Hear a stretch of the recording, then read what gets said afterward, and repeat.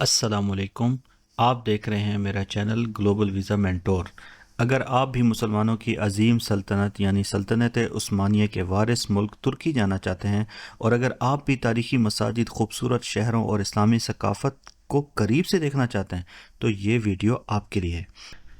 तो सबसे पहले मैं आपको अपने चैनल के बारे में बता दूं। मेरा चैनल है ग्लोबल वीज़ा मेंटोर। इस पर आपको इंशाल्लाह बहुत ज़्यादा इन्फॉर्मेटिव वीडियोस मिलेंगी। आपको डिफरेंट कंट्रीज़ के वीज़ा कैसे अप्लाई करते हैं, इनका सारा मुकम्मल तरीका आपको बताया जाएगा।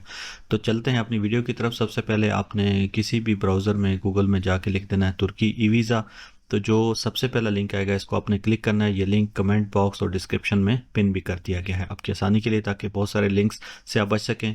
तो आपने सबसे पहले जो पेज ओपन हो उसको स्क्रॉल डाउन करके अप्लाई नाउ पर क्लिक करना है।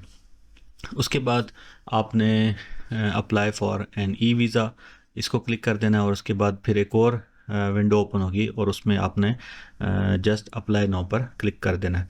इसमें सिंपल 3 स्टेप्स हैं। आपने अप्लाई करना है, फ़ीस पे करनी है और वीज़े को डाउनलोड कर लेना है। सबसे पहले हम यहाँ से अपना जो कंट्री है वो सिलेक्ट करेंगे। चूँकि हम ये देख रहे हैं कि पाकिस्तान से ये वीज़ा कैसे अप्लाई होता है, तो सबसे पहले हम यहाँ से सिलेक्ट करेंगे पाकिस्तान। ठीक है, और ये याद रखिए कि पाकिस्तान के वो लोग इस वीज़ा को हासिल कर सकते हैं जिनके पास शेंजन का वीज़ा है या शेंजन का रेजिडेंस परमिट है।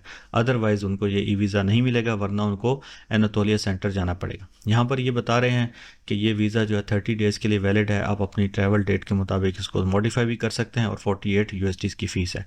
आप नेक्स्ट क्लिक करेंगे तो यहाँ पर आपने डिक्लेरेशन देनी है। ठीक है, ये सारे बॉक्सेस आपने टिक करने हैं कि आपके पास रिटर्न टिकट है, आपके पास वैलिड शेंजन वीज़ा है, आपके पास जो है ना पासपोर्ट इस ट्रैवल के लिए वैलिड है। ठीक है, नेक्स्ट आप करेंगे तो ये सिंपल सा परफॉर्मा खुल जाएगा। इसमें आपने अपना given name, sir name passport के अकॉर्डिंगली लिख लेना है। डेट ऑफ बर्थ आपने लिखनी है, ये डॉट लगा कर भी आप लिख सकते हैं।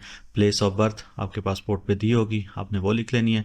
फादर और मदर नेम ऑप्शनल है, ये ना भी लिखें तो कोई मसला नहीं है। पासपोर्ट नंबर बड़े ही ध्यान से लिखना है, और पासपोर्ट की इशू डेट और एक्सपायरी डेट आपने पासपोर्ट से देख के लिख लेनी है। ये याद रखिए कि जब वीज़ा ग्रांट हो जाता है उसके बाद ये इन्फॉर्मेशन एडिट नहीं हो सकती। ठीक है, इसी तरह आप देखें कि आपके पास जो है वो शेंजन वीज़ा है या रेजिडेंस परमिट है। इसी के बाद उसकी शेंजन वीज़ा की का नंबर लिख लें और उसकी एक्सपायरी डेट लिख लें या अनडिटरमिनेट कर दें। ठीक है, ईमेल एड्रेस भी बड़े ध्यान से लिख लें क्योंकि इसके ऊपर ये वेरिफिकेशन भेजता है।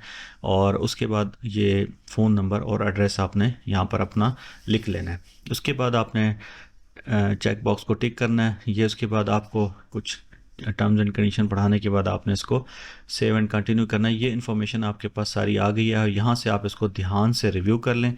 अगर आप एडिट करना चाहते हैं तो आप इसको एडिट भी कर सकते हैं, अदरवाइज़ आप इसको वेरीफाई करके नेक्स्ट कर लें।